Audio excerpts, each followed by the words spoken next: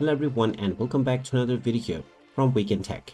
In this video, I'm going to show you how to change the Coin98 wallet application into light or dark mode. So let's get started right away.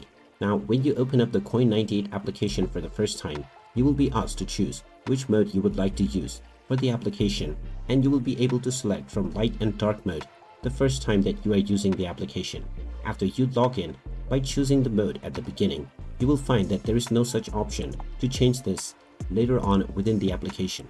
So if you wish to change into dark mode, the only option that you have is to clear the application data and then run the application once again as a fresh new app, which means that all of your current login will have to be cleared and you will need to re-log in after choosing your preferred mode. In order to proceed forward with this process, just long press on the Coin98 application and tap on the app info button.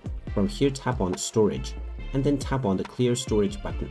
This will now clear all of the application data once you tap on the OK button to confirm your choice.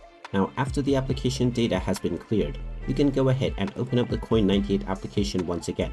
And when you open this up, you will now once again be asked to choose between light and dark mode. Just choose your desired theme and then tap on the set theme button. And now you can choose your language and proceed forward with your desired login. And there you have it.